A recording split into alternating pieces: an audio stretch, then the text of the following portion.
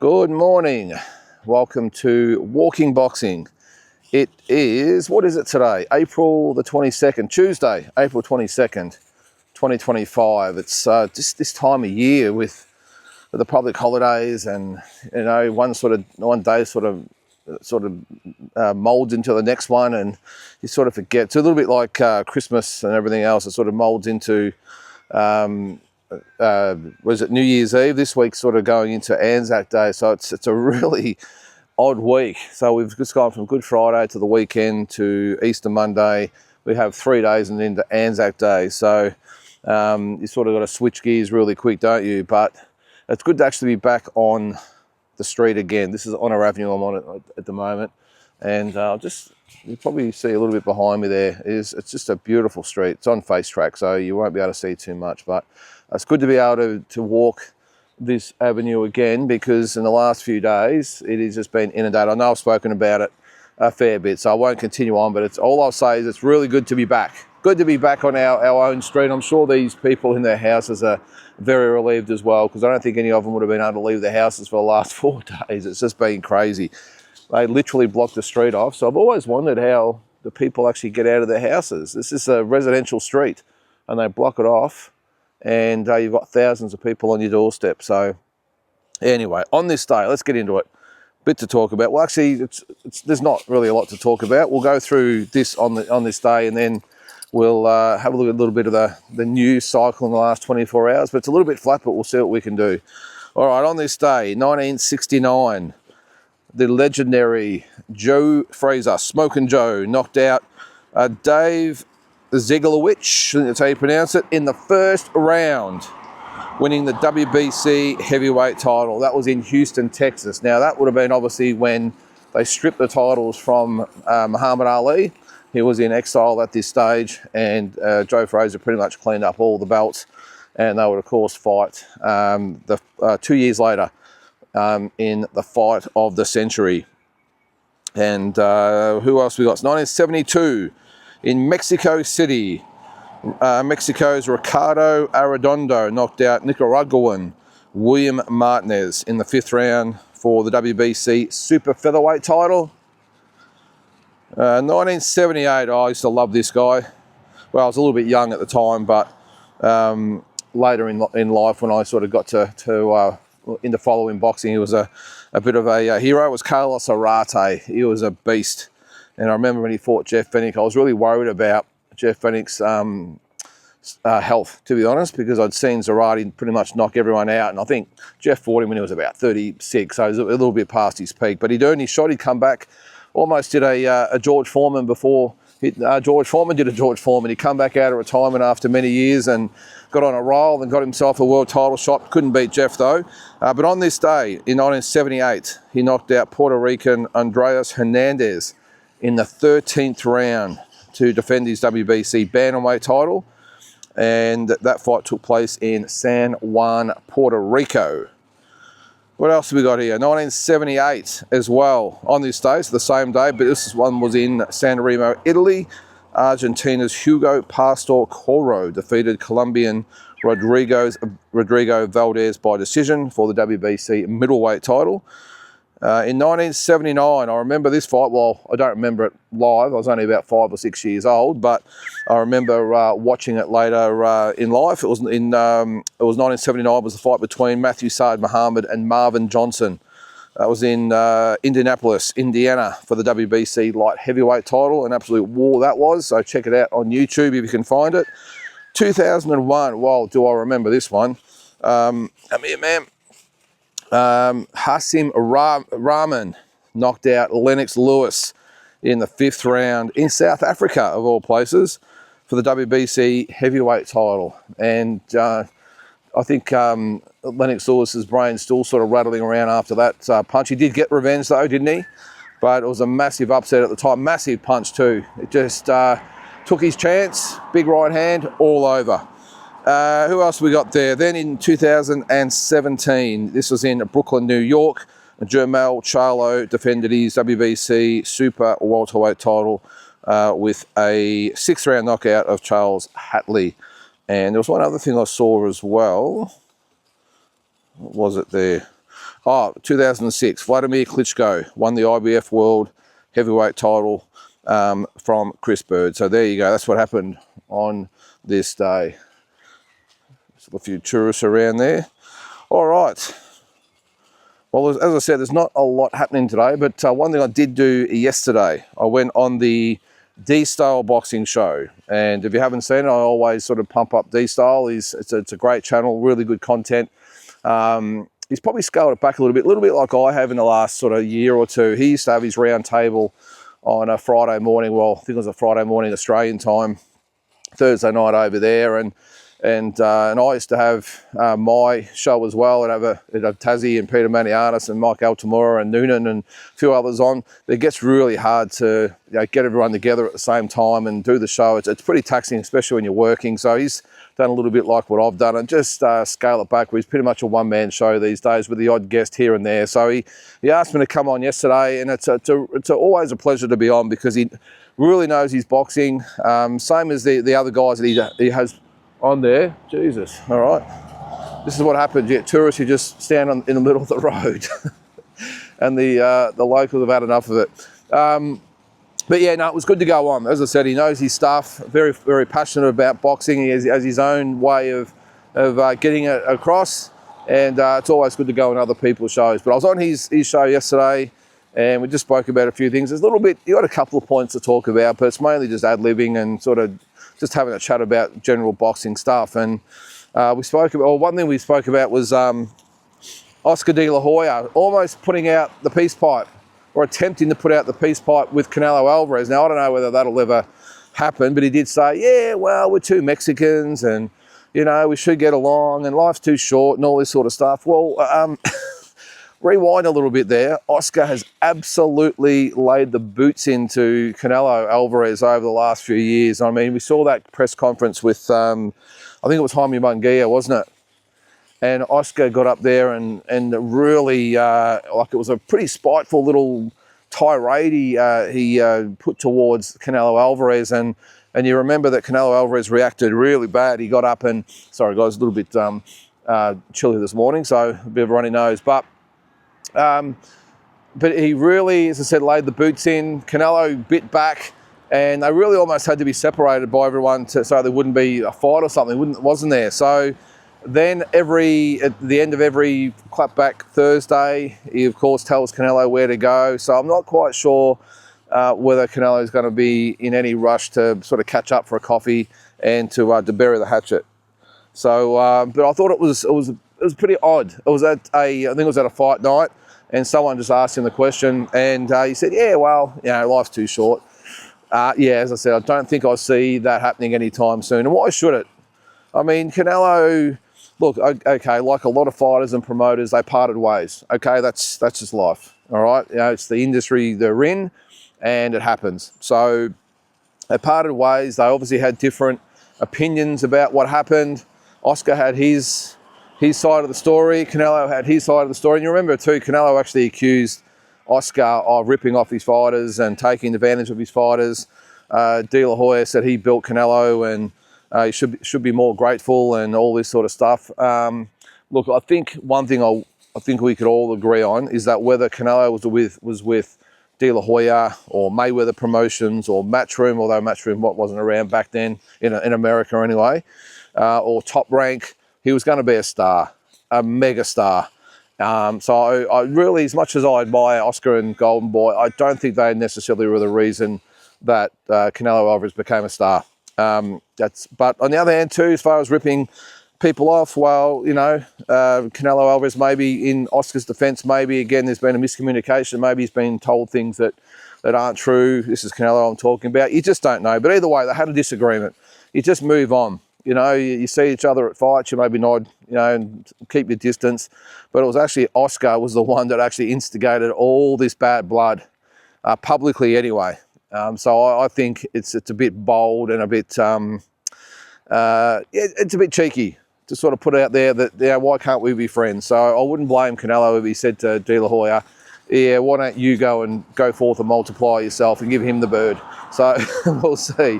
The other thing that D-Style actually brought up was the last No Limit card, and he did ask a very good question about, because Desley Robinson beat Kay Scott on a small show in Melbourne for 2 world titles, the WBO and IBF middleweight titles. And he said, do you think they missed the opportunity of putting on a big fight on the No Limit card back in, what was it, the Jarvis and Thurman card? When was that? March?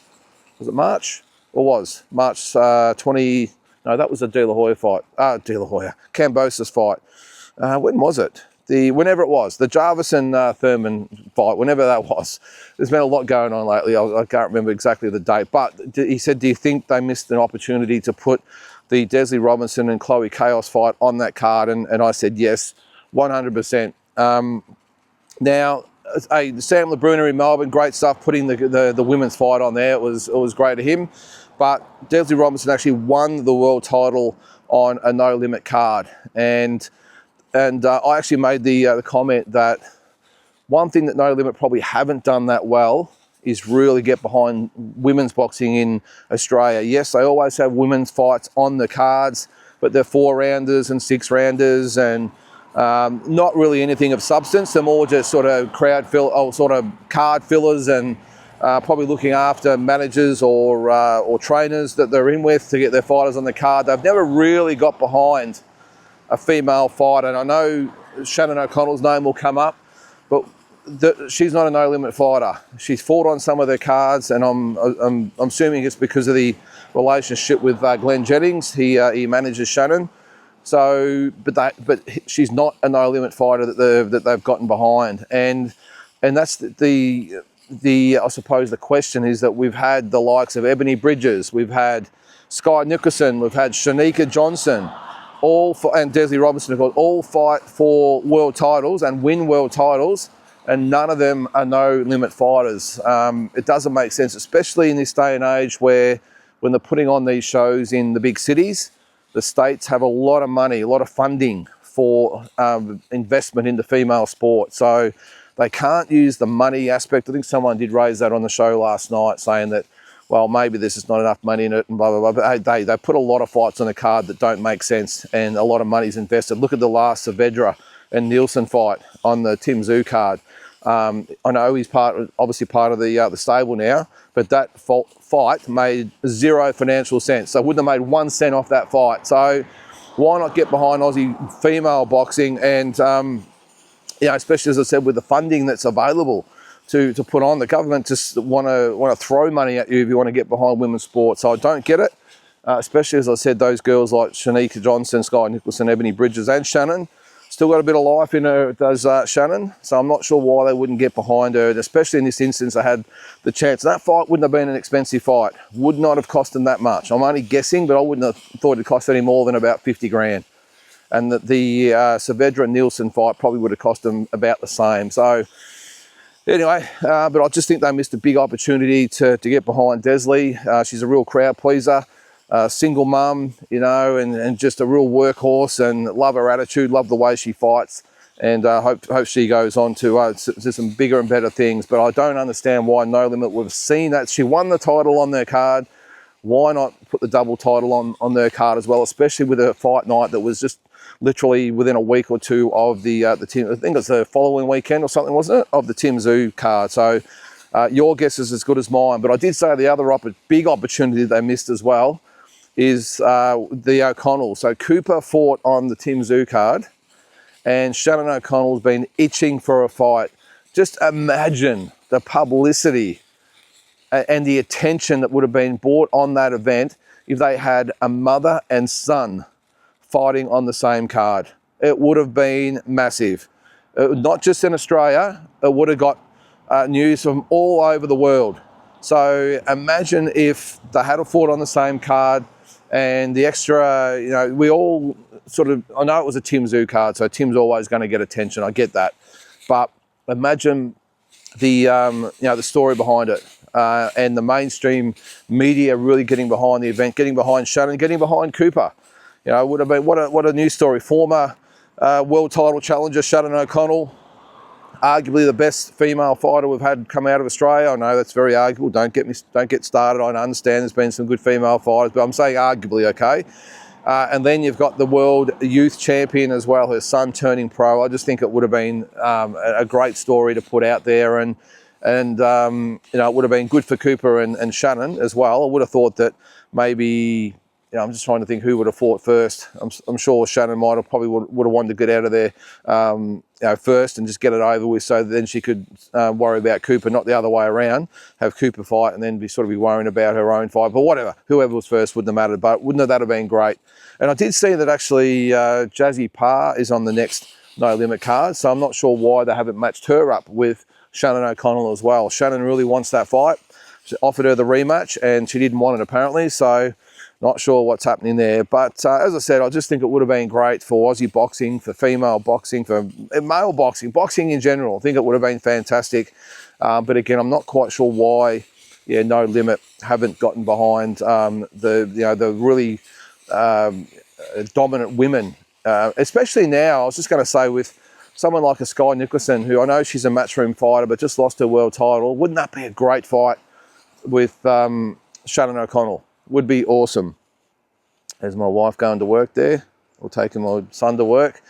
So anyway, enough of that. So what else did we talk about? I think that was about it. We've got the fight. Obviously spoke about the fights this weekend. Quick news. Let's have a quick look at the news cycle today. I don't think there's much. I'll have a quick look. All right, so we've got so Eddie Hearn says that Boots Ennis and Terence Crawford is the biggest fight in boxing. Have to disagree with that. I think there's plenty of other really good fights, and Eddie, it ain't happening, mate. Crawford's going to fight Canelo if he wins. I think there's other formidable fights out there. I mean, you've got to remember Ennis is still a welterweight, and if he loses, I think it's curtain. So I don't think that's going to happen. What's this one here? Deontay Wilder says he would love to fight Big Baby Miller. I hope he's already paid for his grave burial. Wow, that's big words from a guy that's one of his his last 3 fights. But anyway, what else have we got there? Happy birthday to Oliver McCall, the Bull. Okay. Oh, this is the other one. Shakur Stevenson. That was a question that was raised last night. Shakur Stevenson has pretty much dumped Matchroom. So, but apparently they've got a 2-fight deal, and what I'm reading is that Eddie Hearn and Matchroom didn't take up the option for the second fight this time. Not to say that they're not going to take it up in the future, but they've got 2 fights with Shakur Stevenson, because that was my question. Although, didn't he just sign a multi-fight deal with him? But apparently he did. But he can opt to, this is Eddie Hearn, can opt to decide which fights he's going to actually promote and which ones he's not. And I think in this case, they've decided that Golden Boy, so Oscar De La Hoya, will be the lead promoter in this event. And Eddie's like, well, okay, I really don't need to be involved in this one. He's probably got a bit going on with his other cards at the moment, so that he's handballed that up off to Oscar De La Hoya. Turki Al Sheikh apparently is happy with it. And Oscar De La Hoya will be the lead promoter of Stevenson and Zapata, and that great card in New York in July, with Hamza Shiraz and Edgar Berlanga. Our man, Aussie Iman Kadaev against David Morrell, and who was the other one there? Oh, come here, man. Let's go, buddy. Gotta go across the road. And who was the other one that was on that card? There's another one. Which one was it? Hang on. Geez, you'd think I'd be organised this morning, wouldn't you? What was the other fight on the card? Geez, is it that hard to find the other card? Anyway, I'm sure you know who it is. So anyway, that is the story, apparently, that they will be working together again, but not on this card. Now, one other thing before I go, make sure you look out tomorrow night, because we've got another, well, it's In Focus, but I'm going to change the name, I think, and then I'm just going to call it Dream Fights with the person in question, or the fighter in question. And tomorrow night I'm going to do Jeff Fenech. So we're going to do a bit of an Aussie flavour. So we've done Alexander Usyk and Terence Crawford. Tomorrow night we're going to do Jeff Fenech, our very own. Now, this is a really appealing stack of fights on here. Now, some of the ones I've got, look out for these ones. So we're going to match up Jeff against Salvador Sanchez, the great Mexican, Vasily Lomachenko, Wilfredo Gomez, the Bazooka, Naoya Inoue, Marco Antonio Barrera, Juan Manuel Marquez, Eric Morales, Barry McGuigan. Imagine what that fight would have been like. The Aussie Fennec against the Irish Barry McGuigan. Two countries against each other would have been awesome. What country would have been in, you reckon? Anyway, we'll discuss that tomorrow night. The other two was Prince Nassim Hamed. What a fight that would be. And Manny Pacquiao. Now remember, Manny fought at 122, 126. So we'll match him up with him as well. That was in sort of, what was that, in the Barrera and Morales sort of time frame, I think, for Manny. But that's who we're going to match Jeff Fenech up with tomorrow night. So look out for that at 7 p.m. live on the YouTube channel. So guys, look, that's going to do it for today. Hope you have a great Tuesday. Hope you recover after the weekend and have fun getting back to work. But just remember, it's another short week. So you've only got 3 days and you've got another 3 days off. So it's all good. So guys, have a good one. We'll catch you tomorrow.